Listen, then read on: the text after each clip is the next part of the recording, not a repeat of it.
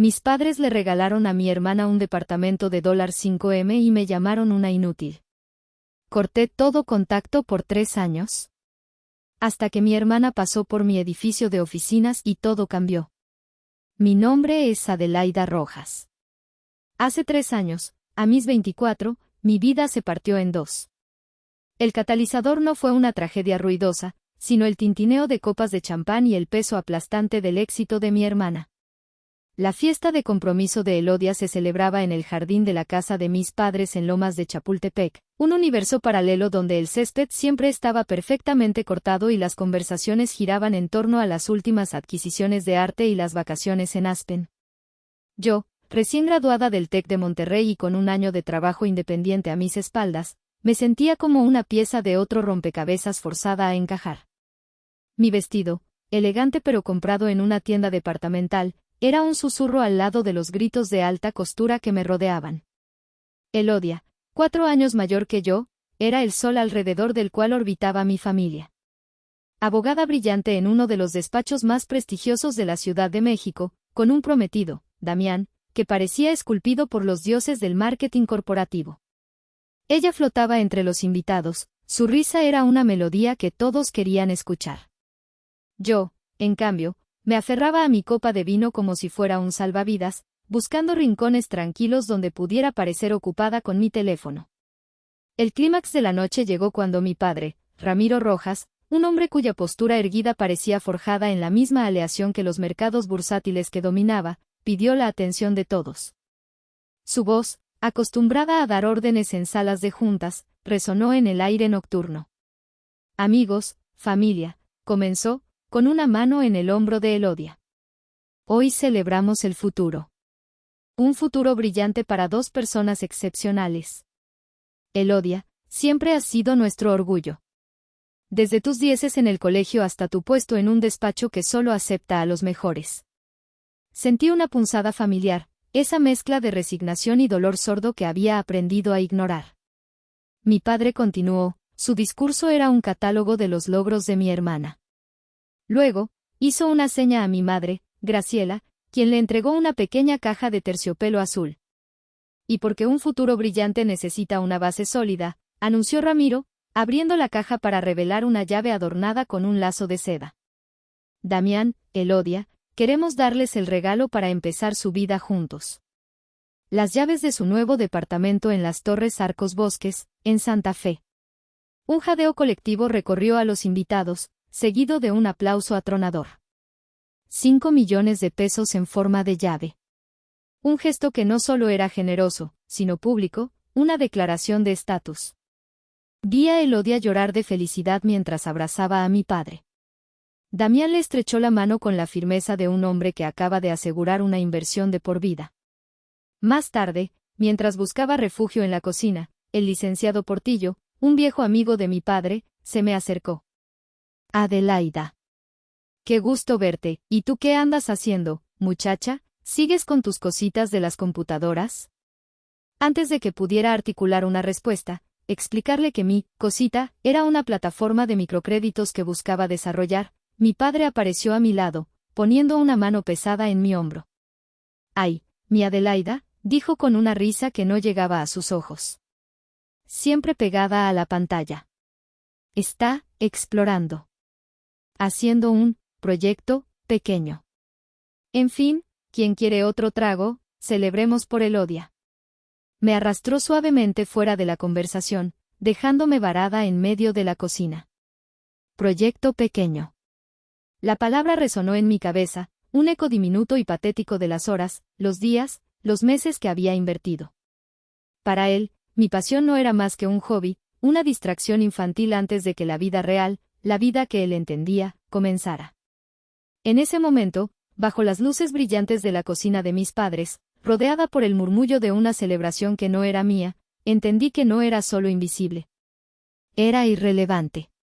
La llave del departamento en Santa Fe no fue un golpe aislado. Fue la pieza más cara y brillante de un museo que mi familia había estado construyendo durante toda mi vida, el Museo de las Comparaciones, donde las hazañas de Elodia eran exhibidas en marcos dorados y mis logros se guardaban en el almacén, acumulando polvo. Recuerdo cuando yo tenía 10 años y Elodia 14. Mis padres le compraron un caballo. Un pura sangre llamado Ventarrón, para sus clases de equitación en el club hípico.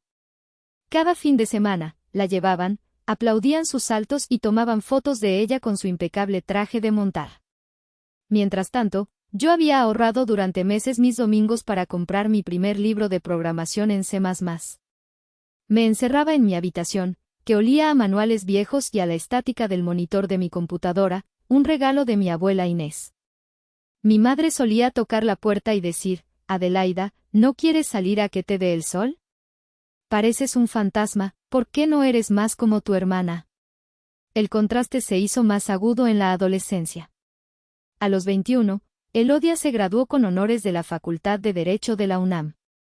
La celebración fue un viaje de un mes por Europa. Recuerdo ver sus fotos en Florencia y París, posando con la seguridad de quien sabe que el mundo le pertenece. Ese mismo año, a mis 17, gané mi primera hackathon a nivel nacional.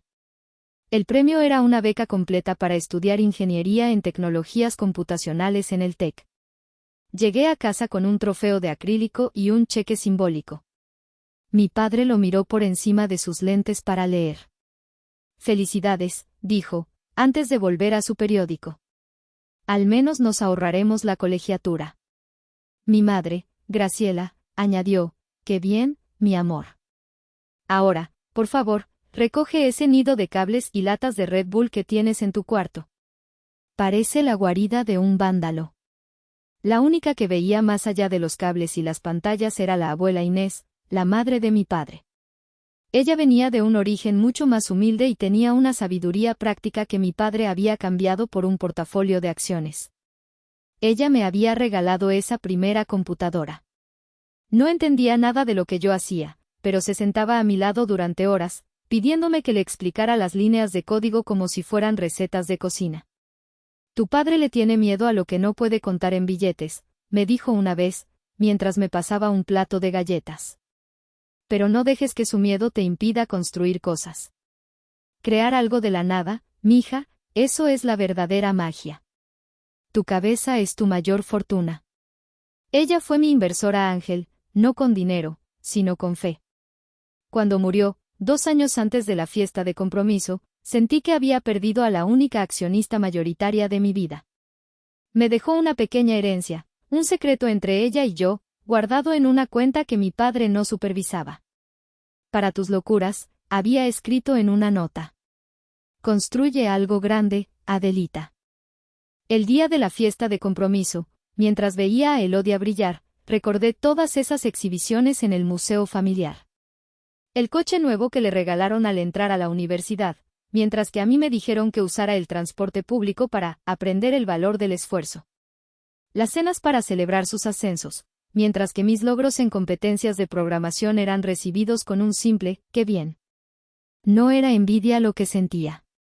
O quizás sí, pero no envidia de sus cosas, sino de la facilidad con la que ella recibía la aprobación, el amor incondicional que para mí siempre parecía estar al otro lado de un examen que nunca lograba pasar. Ella era una inversión segura. Yo era un activo de alto riesgo. Y esa noche, mi familia había decidido retirar todos sus fondos de mí. Después del anuncio del regalo, la atmósfera de la fiesta se volvió aún más festiva. Yo, sin embargo, sentía que el aire se enrarecía a mi alrededor, volviéndose pesado y difícil de respirar.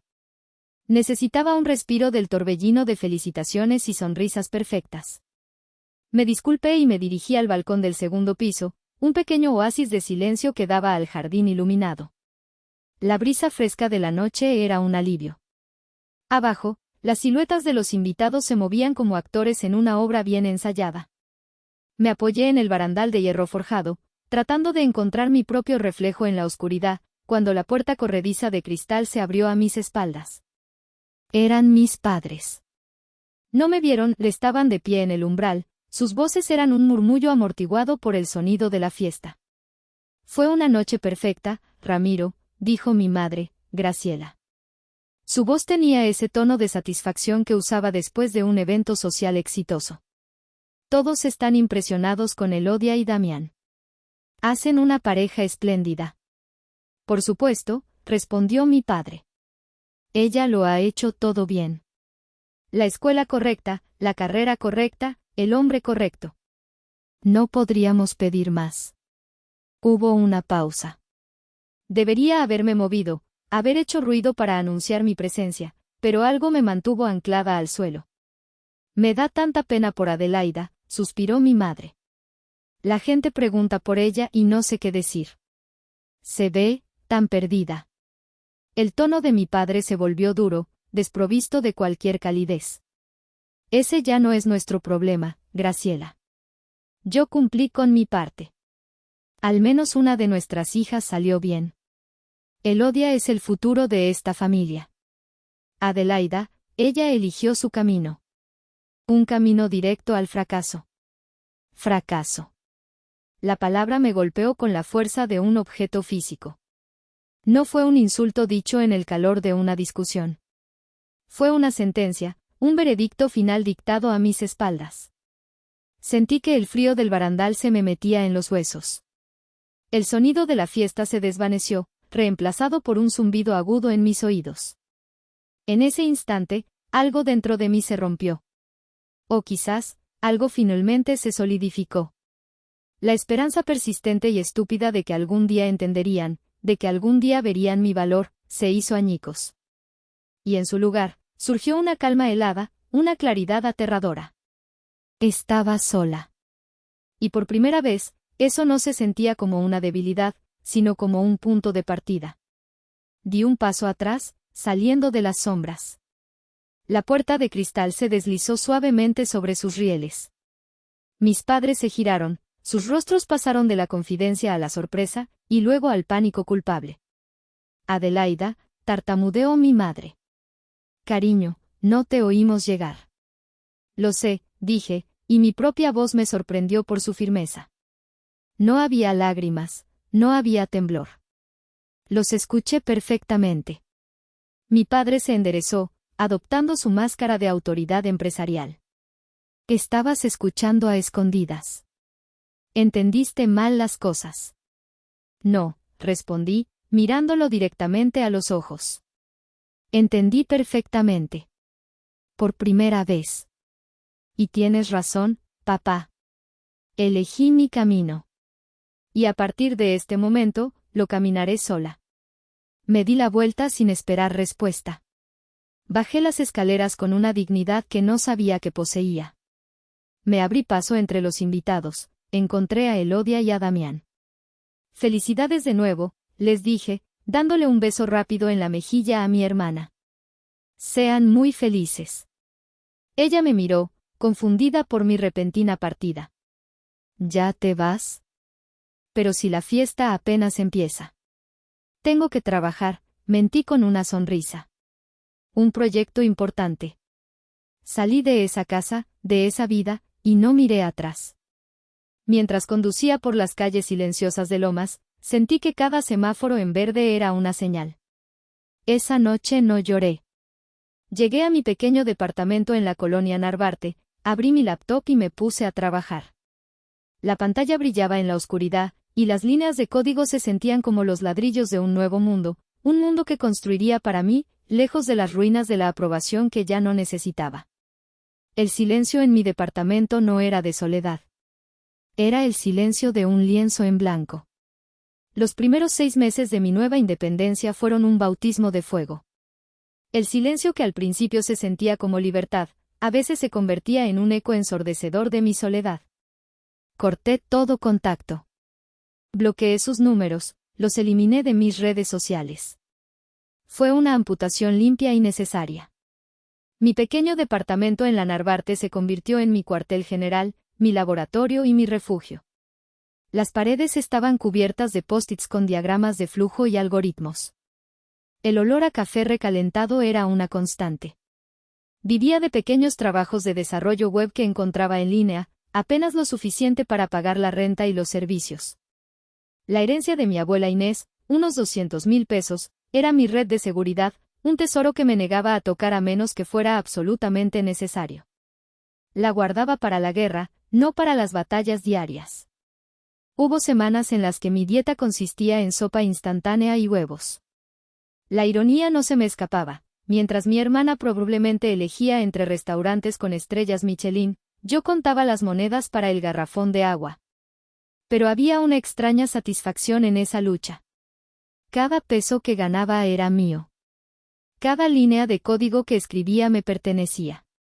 El proyecto que había sido mi tesis, y que mi padre había ridiculizado, se convirtió en mi obsesión. Lo bauticé Préstamo Justo. La idea era simple pero poderosa, una aplicación móvil que conectara a pequeños prestamistas con microempresarios, gente que necesitaba 5,000 pesos para comprar una máquina de coser o 10,000 para surtir su puesto en el mercado. Gente a la que los grandes bancos, como el de mi padre, ni siquiera volteaban a ver. Me sumergí en el trabajo con una intensidad casi febril. Las noches se mezclaban con los días. Recuerdo una madrugada, a las 3 de la mañana, cuando el servidor de prueba colapsó. Me senté en el suelo de mi sala, rodeada de tazas de café vacías, sintiendo una ola de pánico y desesperación. Por un instante, la voz de mi padre resonó en mi cabeza, un camino directo al fracaso. La tentación de rendirme fue abrumadora. Abrí mi correo y empecé a escribir un borrador para Elodia. Hola, hermana. Espero que estés bien. Me preguntaba así. Mis dedos se detuvieron sobre el teclado. Miré hacia mi escritorio, donde tenía enmarcada la única foto que conservaba de la abuela Inés. Me miraba con esa sonrisa sabia y cómplice. Recordé sus palabras, tu cabeza es tu mayor fortuna. Borré el correo. Respiré hondo, me serví otra taza de café y volví al código. Encontré el error una hora después, justo cuando el primer rayo de sol se asomaba por mi ventana. Esa pequeña victoria se sintió más grande que cualquier premio que hubiera ganado antes. No solo me enfoqué en el algoritmo. Pasé semanas diseñando la interfaz. Quería que fuera intuitiva, amigable, que no intimidara. Los bancos usaban un lenguaje diseñado para excluir y yo quería usar un diseño para incluir. Integré un sistema de calificación basado en la confianza comunitaria, no solo en el historial crediticio. Préstamo Justo no era solo una app de finanzas y era una red social de apoyo económico. 6 meses después de la fiesta, tenía una versión beta funcional. Había agotado casi todos mis ahorros de los trabajos freelance, pero el tesoro de la abuela seguía intacto. Tenía un producto. Tenía una visión. Lo que no tenía era un plan para conquistar el mundo. Solo sabía que había construido mi propia balsa, y ahora tenía que aprender a navegarla en mar abierto. Con la versión beta de Préstamo Justo, funcionando en mi teléfono, me di cuenta de que el código era solo el principio. Una buena idea en el aislamiento de mi departamento no era más que un ejercicio intelectual. Necesitaba validación, necesitaba conexiones, necesitaba ayuda. Recordé que mi alma mater, el TEC de Monterrey, organizaba anualmente un evento llamado INCMTY, un festival de emprendimiento que reunía a estudiantes, startups e inversores. La edición de ese año se celebraba en el campus Santa Fe. La ironía era casi poética. Tendría que volver al mismo barrio donde mi hermana vivía en su fortaleza de 5 millones de pesos para buscar mi propio futuro. Usé los últimos pesos que me quedaban de un proyecto de diseño web para pagar la inscripción. Sentí que estaba apostando el dinero de la renta de ese mes, pero era una apuesta que tenía que hacer. Llegué al evento sintiéndome como una impostora. Estaba rodeada de jóvenes emprendedores con presentaciones pulidas y tarjetas de presentación con logos llamativos. Yo solo tenía mi laptop y un discurso que había ensayado 100 veces frente al espejo de mi baño. Me inscribí en una sesión de pitch de 5 minutos. Cuando llegó mi turno, subí al pequeño escenario, con el corazón latiéndome en la garganta. Pero mientras hablaba, el miedo se disipó. No recité mis notas. En lugar de eso, conté una historia. Hablé de doña Elvira, la señora que vendía tamales cerca de mi casa y que había soñado durante años con comprar un carrito más grande. Le conté a la audiencia cómo los bancos se habían reído de ella cuando pidió un préstamo de 7,000 pesos. Luego, les mostré cómo, a través de la versión de prueba de mi app, 3 personas de su propia comunidad le habían prestado el dinero en menos de una semana. Mi presentación no estaba llena de proyecciones financieras complejas, sino de humanidad. Cuando terminé, hubo un breve silencio, y luego un aplauso genuino. Después de bajar del escenario, un hombre de unos 50 años, con cabello cano y una mirada inteligente, se me acercó. Ese fue el mejor pitch del día, me dijo. Soy Javier Robles, profesor de aquí. Lo reconocí de inmediato. El doctor Robles era una leyenda en el ecosistema tecnológico de México. Usted no vende un producto, señorita Rojas, continuó. Usted está vendiendo una solución a un problema real y doloroso. Tiene el corazón del proyecto. Pero para luchar contra los Goliat del sistema financiero, necesita un arsenal. Pasamos la siguiente hora hablando en la cafetería del campus. Le mostré el backend, los algoritmos, la arquitectura de la app. Él hacía preguntas precisas, desafiantes. Vio el potencial, pero también las debilidades. Tu tecnología es sólida, concluyó, pero tu modelo de negocio es ingenuo. Necesitas un plan para escalar, para monetizar sin traicionar tu misión. Y, sobre todo, necesitas capital. Capital inteligente. Ese día, el profesor Robles se convirtió en mi mentor. Se ofreció a guiarme pro bono. Durante las siguientes semanas, nos reunimos 2 veces por semana. Destrozó mi plan de negocios y me ayudó a construir uno nuevo, más fuerte, más ambicioso. Me enseñó a traducir mi pasión en un lenguaje que los inversores pudieran entender, métricas, proyecciones, retorno de inversión. Fue la primera vez que un hombre con la experiencia y el estatus de mi padre me miraba y no veía a una niña con un hobby, sino a una empresaria con una visión. Esa validación fue más valiosa que cualquier cheque. El profesor Robles no solo me dio un mapa, me dio la confianza para creer que podía llegar al destino. ¿Estás lista para entrar a la jaula de los leones?, me dijo un día. Conozco a alguien que podría interesarse. Se llama Marco Vega. El nombre de Marco Vega era sinónimo de capital de riesgo en México. Era el fundador de Frontera Ventures, un fondo que había impulsado a algunas de las startups tecnológicas más exitosas del país. Era conocido por ser brillante, implacable y por tener un olfato infalible para detectar unicornios en potencia. La idea de presentarle mi proyecto era, en una palabra, aterradora. La cita fue en sus oficinas en el piso 40 de una torre de cristal en Paseo de la Reforma. El ascensor subía a una velocidad vertiginosa, y yo sentía que mi estómago se había quedado en la planta baja. Las oficinas de Frontera Ventures no gritaban dinero, lo susurraban. Muebles de diseño minimalista, obras de arte contemporáneo en las paredes y una vista panorámica de la Ciudad de México que te hacía sentir en la cima del mundo. Me sentí pequeña e insignificante en mi blazer de Zara. El profesor Robles me había ayudado a preparar la presentación, a refinar cada diapositiva, a anticipar cada posible pregunta. Recuerda, Adelaida, me había dicho, no estás pidiendo limosna. Estás ofreciendo una oportunidad de inversión. Tú tienes el poder. Traté de aferrarme a esas palabras mientras esperaba en una sala de juntas con paredes de cristal. Marco Vega entró puntualmente. Era más joven de lo que imaginaba, quizás a finales de sus 30, con una energía inquieta y ojos que parecían analizarlo todo al instante. No hubo charlas triviales. Tienes 30 minutos, dijo, sentándose y abriendo su laptop. Empecé a hablar, mi voz un poco temblorosa al principio. Pero a medida que avanzaba por la presentación, mi confianza crecía. Hablé de la tecnología, del mercado, de la escalabilidad. Usé las palabras que Javier me había enseñado: costo de adquisición de cliente, valor de vida del cliente, tasa de conversión. Era el idioma de mi padre, el idioma de los negocios, y por primera vez, yo lo hablaba con fluidez. Marco me interrumpió varias veces con preguntas cortantes. ¿Cuál es tu barrera de entrada contra la competencia? ¿Cómo manejas el riesgo de impago? ¿Por qué un banco no puede simplemente copiar tu idea mañana y sacarte del mercado? Estaba preparada.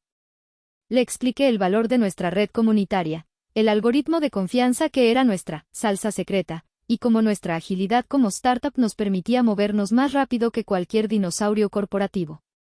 Cuando terminé, Marco se quedó en silencio por un momento, tecleando en su laptop. Mi corazón latía con fuerza. Pensé que había fallado. Luego, levantó la vista y me miró fijamente. La presentación es buena. Los números son prometedores. Pero me falta algo. Hizo una pausa. ¿Por qué haces esto? ¿Cuál es tu verdadera motivación? Hay formas más fáciles de hacerse millonario en el sector fintech. Era la pregunta del millón. La pregunta que no estaba en mis diapositivas. Podría haberle dado una respuesta corporativa, hablar de la inclusión financiera y el impacto social. Pero en ese momento, decidí apostar por la verdad. Mi verdad. Respiré hondo. Porque crecí en un mundo donde el valor de una persona se mide por el saldo de su cuenta bancaria.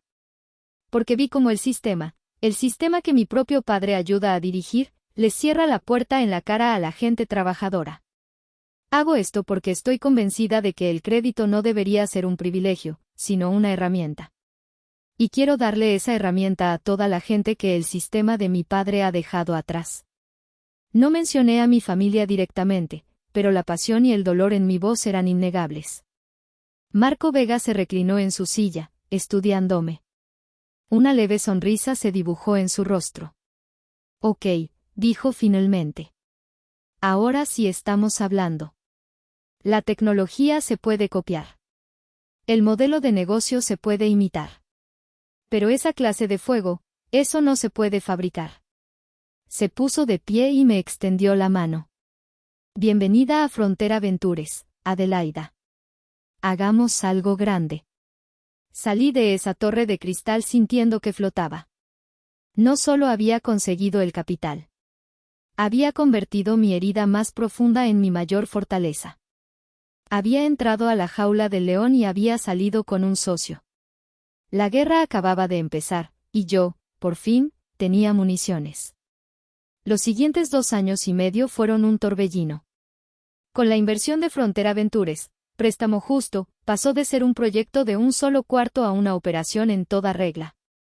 La frase, construir un imperio en silencio, suena glamorosa, pero la realidad era una sucesión interminable de días de 16 horas, noches en vela y una dieta basada en cafeína y comida a domicilio. El primer año, alcanzamos los 10.000 usuarios. Recuerdo el día que cruzamos esa marca. No hubo una gran celebración. Éramos un equipo de 5 personas apiñadas en un pequeño espacio de coworking. Simplemente pedimos pizza, abrimos unas cervezas y a los 20 minutos ya estábamos de vuelta en nuestras computadoras, solucionando un bug en el sistema de notificaciones. Cada pequeño éxito solo revelaba una montaña de nuevos desafíos. Contraté a mis primeros empleados, una ingeniera brillante llamada Sofía y un experto en marketing digital llamado David. Fue extraño al principio ser la jefa, pero aprendí rápido. Aprendí a delegar, a confiar y a inspirar a otros con mi visión. Juntos, convertimos un buen producto en una empresa en crecimiento. Al segundo año, las cosas explotaron. Aseguramos nuestra ronda de inversión Serie A, liderada por un fondo internacional. La valoración de la compañía se disparó a millones de dólares. De repente, los medios financieros empezaron a hablar de nosotros. Nos llamaban la startup que está democratizando el crédito en México. Un día, el editor de la revista Forbes México me llamó. Querían ponerme en la portada de su edición, 30 Under 30. Mi primera reacción fue rechazarlo. La idea de la exposición pública me aterraba. ¿Y si mi familia lo veía? Pero Marco me convenció. Es parte del juego, Adelaida, me dijo. El éxito necesita ser visible para atraer más éxito. Así que lo hice. La sesión de fotos fue surrealista. Me pusieron ropa de diseñador, me maquillaron y me pidieron que posara con una actitud de poder. Me sentí como si estuviera disfrazada. Pero cuando vi la revista en los kioscos, con mi cara en la portada y el titular Adelaida Rojas, la rebelde de las fintech, sentí un escalofrío. Sabía que lo verían. Mi padre leía Forbes religiosamente. Mi madre hojeaba cualquier revista que tuviera que ver con la élite de México. Esperé. Esperé una llamada, un mensaje, un correo. Algo. No llegó nada. El silencio fue más elocuente que cualquier palabra.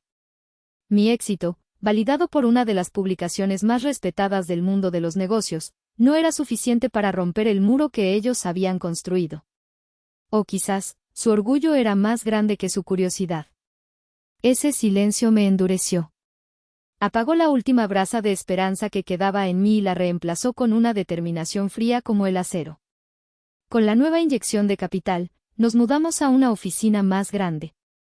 Crecimos a 30 empleados. Pero sabía que para dar el siguiente salto, necesitábamos un hogar. Un lugar que reflejara nuestra cultura, nuestra misión. Fue entonces cuando encontré el edificio. Una vieja fábrica textil abandonada en el corazón de la colonia Roma Norte. Llevaba décadas cerrada, sus ventanas estaban rotas y sus paredes cubiertas de grafitis. La mayoría veía una ruina. Yo vi un lienzo. Vi sus techos altos, sus espacios abiertos, su potencial para convertirse en un centro de innovación. Comprar y renovar esa fábrica era una apuesta financiera enorme, la más grande que había hecho hasta ahora. Mis asesores me dijeron que era más seguro y barato alquilar un espacio en un moderno corredor de oficinas. Pero no se trataba solo de ladrillos y cemento. Se trataba de un símbolo. Se trataba de tomar algo viejo, algo que la gente había descartado, y darle una nueva vida, un nuevo propósito. Era la historia de mi vida, reflejada en una propiedad. Puse casi todos los recursos de la empresa en ese proyecto. Durante meses, supervisé la renovación, trabajando con arquitectos y diseñadores para crear no solo una oficina, sino un ecosistema. Un lugar que gritara futuro. Mientras las grúas transformaban la vieja fábrica, yo sentía que también me estaba reconstruyendo a mí misma, ladrillo a ladrillo, sobre los cimientos de la mujer que una vez fui. Habían pasado exactamente 3 años desde la fiesta de compromiso. 3 años de silencio de radio. La fábrica renovada, nuestro nuevo cuartel general, estaba a punto de ser inaugurada. La llamábamos El Telar, un guiño a su pasado y a nuestro presente, tejiendo redes de oportunidad. Ese día, un martes por la tarde, estaba afuera, en la acera, discutiendo con el arquitecto los detalles finales de la fachada. Era una mezcla impresionante de ladrillo rojo restaurado y una enorme pared de cristal que revelaba el bullicioso interior. El tráfico en la calle de Colima, como siempre en la Roma, era un caos. Los coches avanzaban a paso de tortuga. Estaba tan concentrada en los planos que apenas noté un Mercedes-Benz blanco que se detuvo justo frente al edificio. La ventanilla del copiloto bajó. Y allí estaba ella. Elodia. Se veía diferente. Más madura, con unas finas líneas de cansancio alrededor de los ojos que su maquillaje no lograba ocultar. Su expresión pasó de la impaciencia por el tráfico, a la curiosidad al ver el edificio, y finalmente al más puro y absoluto shock cuando sus ojos se encontraron con los míos. Vi cómo sus labios formaban mi nombre en silencio. Adelaida. Un torbellino de emociones me golpeó. 3 años de distancia se colapsaron en un solo instante. Por un momento, no era la CEO de una empresa exitosa, y era de nuevo la hermana pequeña, la invisible. Pero la sensación duró solo un segundo. La mujer que estaba parada en esa acera ya no era la misma que había huido de la fiesta de sus padres. Elodia salió del coche, dejando a su marido Damián con una expresión de confusión. Caminó hacia mí como si viera un fantasma. Adelaida, dijo, su voz apenas un susurro. ¿Eres tú? Hola, Elodia, respondí, mi tono más calmado de lo que me sentía por dentro. Sus ojos recorrieron mi atuendo, un traje sastre bien cortado, y luego se fijaron en el edificio detrás de mí. Vio el letrero de metal pulido junto a la entrada, préstamo justo. Su mirada volvió a mí, llena de una incredulidad casi cómica. ¿Qué es este lugar?, tartamudeó. Es mi oficina, dije simplemente. ¿Tu oficina?, repitió, como si la palabra fuera un concepto extranjero. Miró de nuevo el imponente edificio de 4 pisos, la gente entrando y saliendo con laptops y una energía palpable. ¿Toda esta es tu oficina? Asentí. Ella se quedó sin palabras. Pude ver el engranaje de su mente trabajando a toda velocidad, tratando de reconciliar la imagen que tenía de mí, la hermana nerd, la fracasada, con la realidad que tenía delante. La mujer poderosa y segura de sí misma, dueña de uno de los edificios más impresionantes de la colonia de moda. En ese momento, vi algo en sus ojos que nunca había visto antes. No era lástima, no era superioridad. Era una mezcla de asombro y algo más, algo que se parecía peligrosamente a la envidia. No una envidia por el dinero o el éxito material, sino por la autenticidad, por la creación. Elodia se dio cuenta de que mientras ella había estado viviendo la vida que le habían diseñado, yo había estado diseñando y construyendo la mía desde cero. Su mirada se llenó de una repentina tristeza. Miró su ropa de diseñador, su coche de lujo, su vida, perfecta, y por primera vez, pareció cuestionarlo todo. La niña dorada, la hija perfecta, de repente se sintió vacía frente al imperio que su hermana, la oveja negra, había construido en silencio. Y en ese silencio entre nosotras, en medio del ruido de la ciudad, supe que el juego de poder había cambiado para siempre. Si aún no estás suscrito al canal, haz clic en el botón de suscripción y activa la campanita para no perderte ninguna de nuestras historias. Tu apoyo significa todo para nosotros. Si esta historia te parece interesante, déjale un like. También me encantaría saber de qué ciudad eres, déjanos el nombre de tu ciudad en los comentarios. Ahora, empecemos con la historia. La conmoción en el rostro de Elodia era tan palpable que casi sentí lástima por ella. Casi. El silencio entre nosotras se estiró, incómodo, solo roto por el claxon de un coche impaciente detrás del suyo. Damián le hizo una seña desde el volante, pero ella lo ignoró. No, no lo entiendo, dijo finalmente, su voz temblorosa. ¿Cómo? Una parte de mí quería ser cruel. Quería decirle, lo hice sin ustedes, a pesar de ustedes. Pero la mujer en la que me había convertido ya no necesitaba esa pequeña y amarga victoria. La victoria estaba a mi alrededor, sólida y real. Con mucho trabajo, respondí, encogiéndome de hombros. ¿Quieres pasar a conocer? La invitación la tomó por sorpresa. Asintió, todavía aturdida. Le hizo un gesto a Damián para que la esperara y me siguió al interior del edificio. En el momento en que cruzó las puertas de cristal, su mandíbula cayó un poco más. El interior era un hervidero de actividad. Un espacio de trabajo abierto y dinámico, con techos de doble altura, vigas de acero expuestas y un enorme mural de arte urbano que cubría una de las paredes. Decenas de jóvenes, la mayoría menores de 30 años, trabajaban concentrados en sus computadoras, discutían ideas en pizarras blancas o tomaban café en una cocina de estilo industrial. La energía era eléctrica, contagiosa. Esto no parece una oficina, murmuró, mirando a su alrededor. No es una oficina tradicional, expliqué, mientras la guiaba por el espacio. Es un laboratorio. Aquí es donde creamos. Le di un breve recorrido. Le presenté a Sofía, mi jefa de tecnología, que estaba explicando un complejo diagrama a su equipo. Le presenté a David, mi director de marketing, que estaba en medio de una sesión de brainstorming para nuestra próxima campaña. Todos me saludaban con una mezcla de respeto y camaradería. Era evidente que yo no era solo la jefa, y era la líder. Subimos al segundo piso, donde estaba el área de desarrollo, el corazón de la empresa.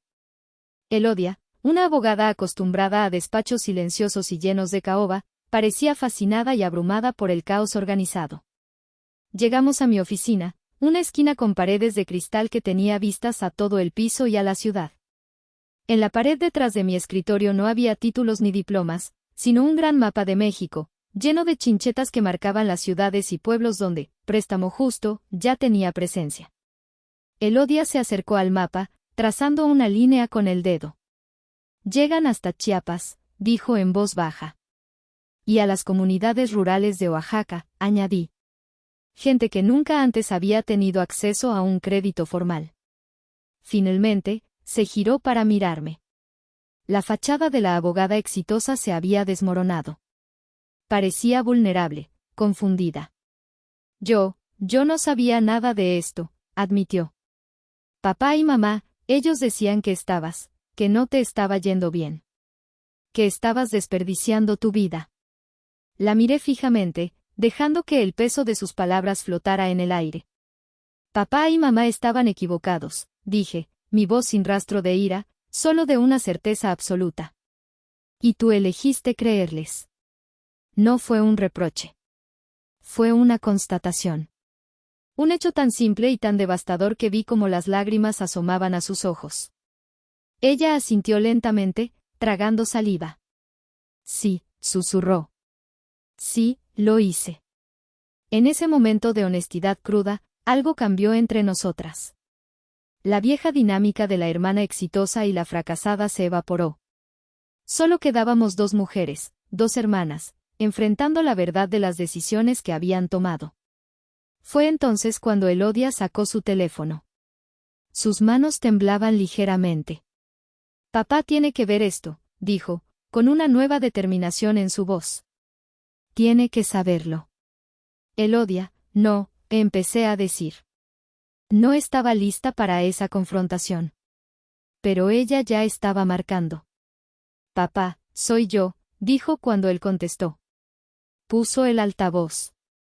La voz de mi padre, tan familiar y tan lejana, llenó mi oficina. Estoy en la compañía de Adelaida. Te voy a mandar la ubicación. Tienes que venir. Tú y mamá.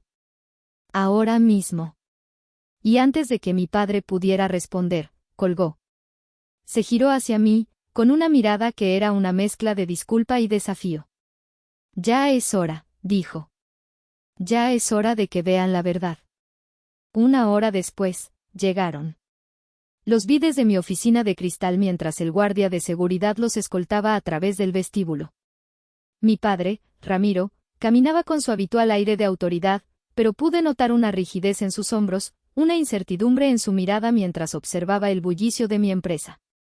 Mi madre, Graciela, a su lado, parecía encogerse, su elegancia habitual fuera de lugar en este entorno de jeans y zapatillas deportivas. Les pedí que me esperaran en la sala de juntas principal. Una sala enorme, dominada por una larga mesa de madera recuperada y una pantalla de proyección que ocupaba toda una pared. Me tomé mi tiempo. Dejé que absorbieran el ambiente, que sintieran la escala de lo que había construido. Cuando entré, se pusieron de pie por instinto. El viejo hábito de la autoridad paterna. Pero esta vez, el poder en la sala había cambiado de bando. Papá. Mamá, los saludé con un asentimiento de cabeza. Por favor, tomen asiento. No hubo abrazos, no hubo preguntas personales. Fui directamente al frente de la sala, tomé el control remoto y encendí el proyector.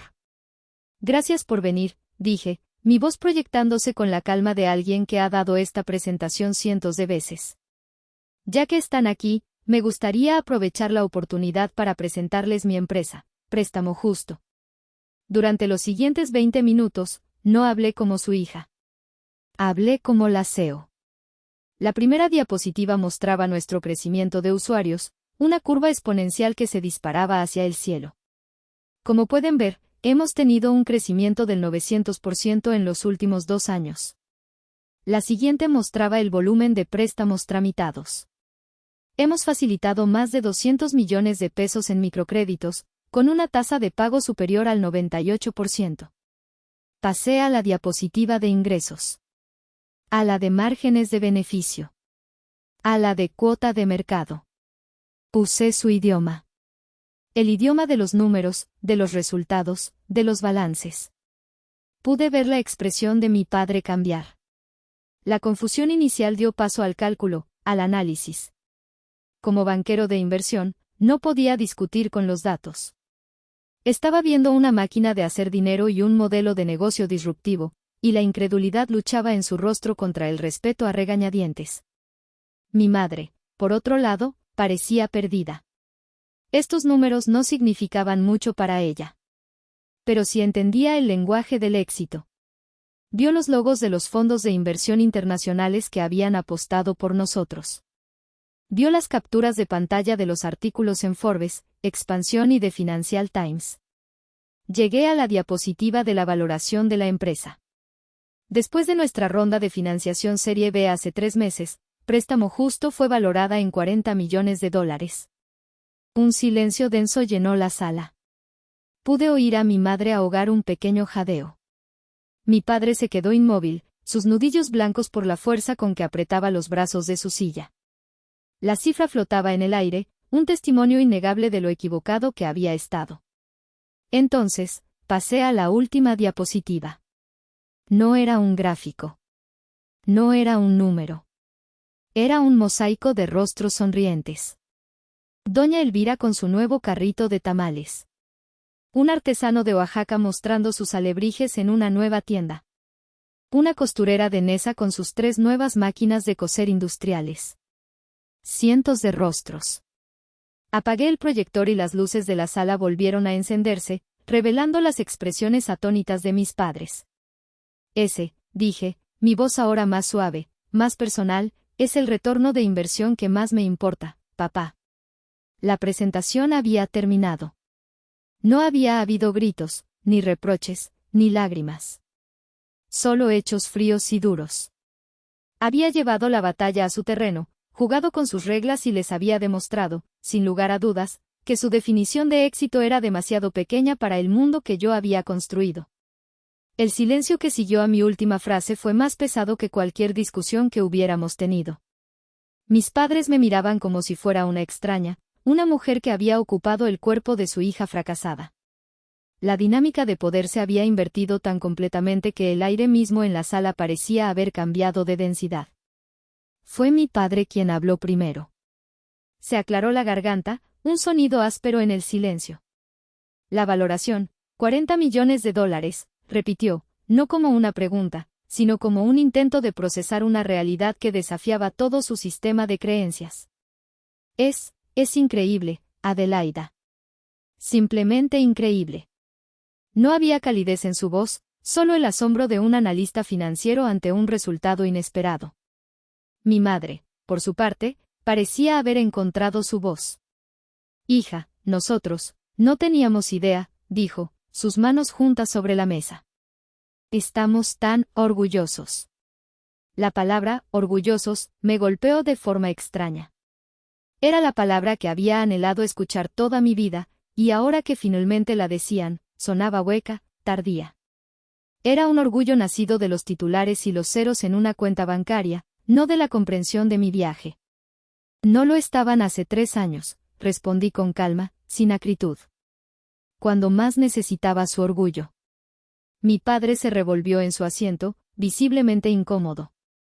La confrontación directa nunca había sido su fuerte, a menos que él tuviera la sartén por el mango. Fuimos duros contigo, admitió, con dificultad. Nos equivocamos. Estábamos preocupados por tu seguridad, por tu futuro. Mi futuro está bastante seguro, como pueden ver, dije, haciendo un gesto hacia la sala.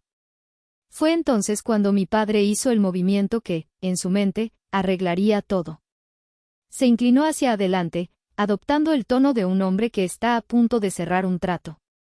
Adelaida, tu madre y yo queremos enmendar las cosas. Queremos corregir el error que cometimos. El regalo que le dimos a Elodia, fue un error hacerlo de esa manera, crear esa diferencia.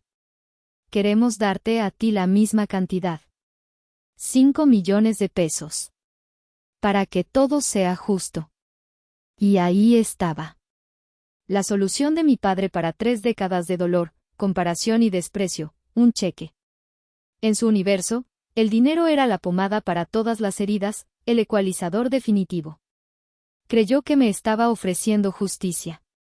Pero lo que realmente me estaba ofreciendo era un insulto. Lo miré, y por primera vez en mi vida, no sentí ira ni dolor. Sentí una profunda y abrumadora lástima. Lágrimas por este hombre poderoso y exitoso, cuya única herramienta para conectar con su propia hija era su chequera. Una sonrisa triste se dibujó en mi rostro. Papá, dije suavemente. Aprecio el gesto. De verdad. Pero no necesito tu dinero. Su rostro se contrajo en una mueca de confusión. ¿Cómo que no lo necesitas?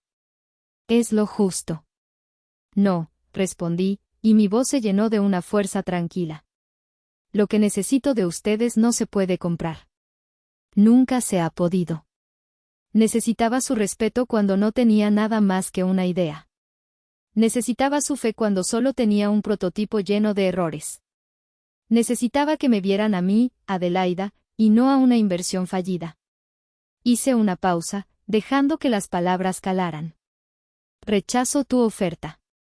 No porque sea orgullosa, sino porque mi valor no está, y nunca ha estado, a la venta. El rechazo de su dinero fue un golpe más devastador para él que cualquier grito o acusación. Le había quitado su poder, su única forma de controlar la narrativa. Me había liberado, final y completamente, de su sistema de valores. Ya no necesitaba la justicia que él ofrecía, porque yo había creado la mía. El rechazo de su oferta los dejó sin defensas. Vi en sus rostros una desolación que nunca antes había presenciado. Habían venido preparados para una confrontación, quizás para una negociación, pero no para esto. No para una hija que ya no necesitaba nada de ellos, ni su dinero ni su aprobación. Pero mi objetivo nunca fue destruirlos. Fue liberarme. Y en esa liberación, encontré un espacio para algo más que la amargura. Pero, continué, rompiendo el tenso silencio. Hay algo que pueden hacer con ese dinero si de verdad quieren enmendar las cosas. Algo que tendría un significado real. Se inclinaron hacia adelante, expectantes, aferrándose a esa última oportunidad. Quiero que me ayuden a crear una fundación, expliqué. La llamaremos la Fundación Inés Rojas para Mujeres en Tecnología. Al mencionar el nombre de mi abuela, vi un destello de emoción genuina en los ojos de mi padre. La fundación, seguí, otorgará becas completas a jóvenes talentosas de bajos recursos que quieran estudiar carreras de ciencia y tecnología. Chicas como yo, que tienen una idea, pero no los medios. Chicas que quizás no cuentan con el apoyo de sus familias. Usaremos esos 5 millones de pesos como capital semilla. Les estaba ofreciendo una redención. No una que pudieran comprar, sino una que tendrían que construir, junto a mí. Les estaba dando la oportunidad de transformar su culpa en un legado positivo. Un legado que honraría a la única persona en la familia que siempre había creído en mí. Se quedaron sin palabras. Mi madre fue la primera en reaccionar. Lágrimas silenciosas comenzaron a rodar por sus mejillas. Sería un honor, hija, susurró. Mi padre, el hombre de hierro, simplemente asintió, incapaz de hablar. Pero en ese gesto, vi más arrepentimiento y más amor que en todas las palabras que había dicho en años. Los meses siguientes fueron extraños y transformadores. Trabajar juntos en la creación de la fundación nos obligó a comunicarnos de una manera nueva. Por primera vez, no hablábamos de mí, ni de Elodia, ni de sus expectativas. Hablábamos de un propósito común. Mi padre usó su experiencia financiera para estructurar el fondo. Mi madre, con su red de contactos sociales, organizó el primer evento de recaudación de fondos. Elodia, sintiéndose culpable pero queriendo formar parte de la solución, ofreció sus servicios legales pro bono para constituir la fundación. No fue fácil. Hubo momentos de tensión, viejos patrones que amenazaban con resurgir. Pero algo fundamental había cambiado. Yo estaba al mando. La relación se estaba reconstruyendo, pero esta vez, bajo mis términos y sobre un terreno nuevo y más sólido. La ceremonia de lanzamiento de la Fundación Inés Rojas se celebró 6 meses después, en el auditorio de El Telar, mi edificio. Estaba lleno de periodistas, empresarios, y las primeras 10 becarias seleccionadas. Mi familia se sentó en primera fila. Cuando subí al escenario para dar el discurso inaugural, miré a mis padres y a mi hermana. Vi el orgullo en sus ojos, y esta vez, se sentía real. Porque no estaban aplaudiendo mi valoración en el mercado, o estaban celebrando el impacto que estábamos creando juntos. Terminé mi discurso hablando de mi abuela, de cómo su fe incondicional había sido la semilla de todo aquello. Ella me enseñó que el mayor acto de rebeldía es creer en ti mismo cuando nadie más lo hace, dije. Y que el verdadero éxito no se mide por lo que acumulas, sino por lo que construyes para los demás. Esa noche, Mientras los invitados se mezclaban, mi padre se me acercó.